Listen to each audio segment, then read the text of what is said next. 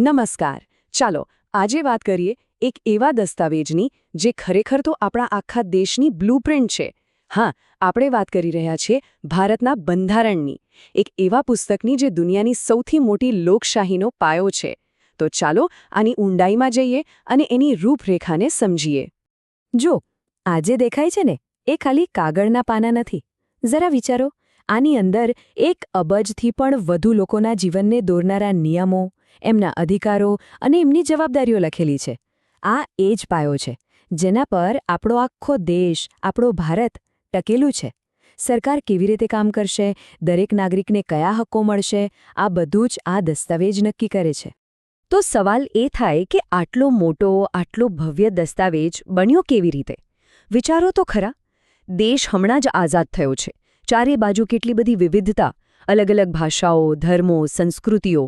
આવા દેશ માટે એક જ બંધારણ, એક જ નિયમની ચોપડી બનાવવી એ કોઈ નાનુંસૂનું કામ નહોતું.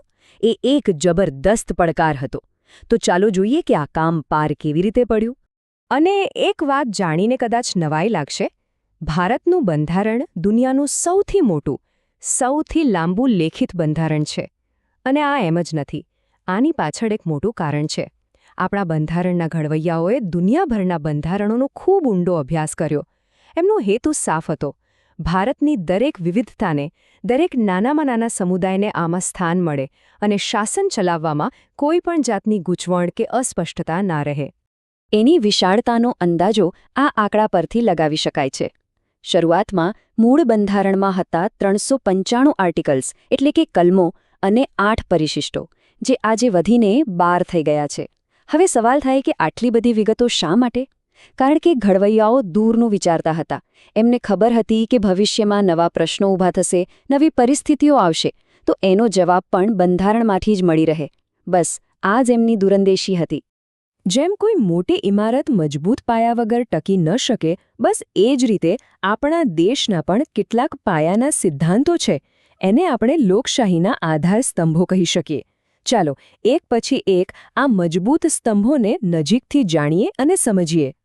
તો પહેલો અને કદાચ સૌથી અગત્યનો સ્તંભ એ છે લોકશાહી, ડેમોક્રેસી. આનો મતલબ શું? એકદમ સીધો અને સરળ. અસલી શક્તિ, અંતિમ સત્તા એ લોકોના હાથમાં છે. આપણે વોટ આપીએ, આપણા પ્રતિનિધિઓને ચૂંટીએ અને એ લોકો આપણા વતી શાસન ચલાવે છે. મતલબ કે શક્તિ કોઈ એક રાજા કે તાનાશાહના હાથમાં નથી, પણ દેશના સામાન્ય નાગરિકના હાથમાં છે.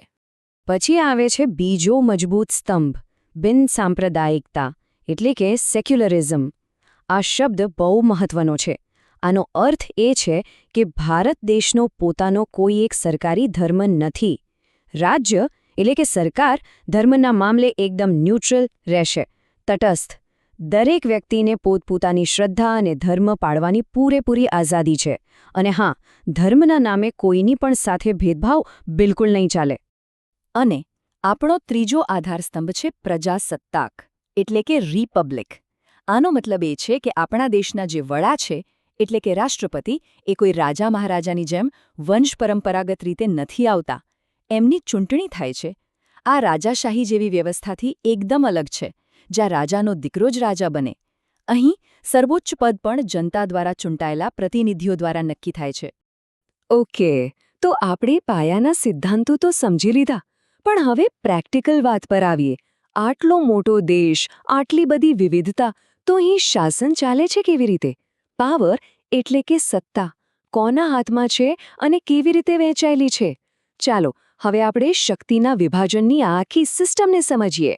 તો સવાલ એ જ છે ને કે બધી જ સત્તા શું દિલ્હીમાં બેઠેલી કેન્દ્ર સરકાર પાસે છે કે પછી ગુજરાત, મહારાષ્ટ્ર, તમિલનાડુ જેવા રાજ્યો પાસે પણ પોતાની કોઈ સત્તા છે?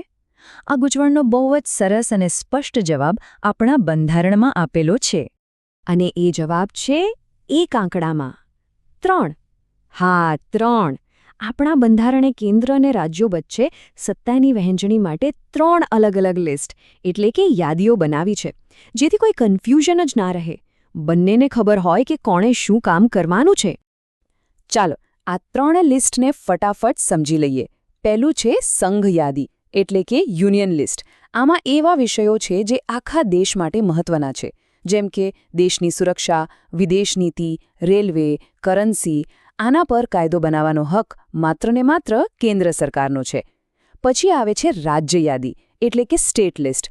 આમાં સ્થાનિક મુદ્દાઓ છે, જેમ કે પોલીસ વ્યવસ્થા, ખેતી, આરોગ્ય, આના પર કાયદો રાજ્ય સરકારો બનાવે. અને છેલ્લે આવે છે સંયુક્ત યાદી, કન્કરન્ટ લિસ્ટ. આમાં શિક્ષણ અને લગ્ન જેવા વિષયો છે, જેના પર કેન્દ્ર અને રાજ્ય બંને કાયદા બનાવી શકે છે.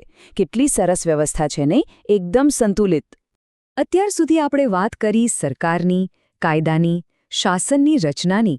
પણ સાચું કહું તો કોઈ પણ બંધારણનો આત્મા, એનું હૃદય તો એના નાગરિકો જ હોય છે. તો હવે વાત કરીએ એ હકોની, એ અધિકારોની જે આ બંધારણ દેશના દરેક નાગરિકને આપે છે. અને આ જ અધિકારો આ દસ્તાવેજને સાચા અર્થમાં જીવંત બનાવે છે. અને એ પણ જાણી લો કે બંધારણ આપણને 6 મુખ્ય મૂળભૂત અધિકારોની ગેરંટી આપે છે. હા, ગેરંટી. આ ખાલી કાગળ પર લખેલા નિયમો નથી, પણ એક ગૌરવભર્યું જીવન જીવવા માટે, પોતાનો વિકાસ કરવા માટે જરૂરી શરતો છે. અને સૌથી મોટી વાત એ છે કે આ અધિકારોનું રક્ષણ સરકારની સત્તાથી પણ થાય છે. મતલબ સરકાર પણ આ અધિકારો છીનવી ન શકે. કયા છે આ 6 હકો? તો એ છે સમાનતાનો હક, સ્વતંત્રતાનો હક, શોષણ સામેનો હક, ધાર્મિક સ્વતંત્રતાનો હક, સાંસ્કૃતિક અને શૈક્ષણિક હક અને સૌથી છેલ્લે બંધારણીય ઇલાજોનો હક. આ ખાલી લિસ્ટ નથી, આ એક વચન છે, એક એવા સમાજનું વચન જ્યાં કોઈની સાથે ભેદભાવ ન થાય, કોઈનું શોષણ ન થાય. ખરેખર આ હકો જ આપણી લોકશાહીનો પ્રાણ છે. તો આ બધી વાતનો સાર શું? એ જ કે આપણું બંધારણ કોઈ મ્યુઝિયમમાં મૂકી દેવા જેવી જૂની વસ્તુ નથી. ના, એ તો એક જીવંત, ધબકતો દસ્તાવેજ છે.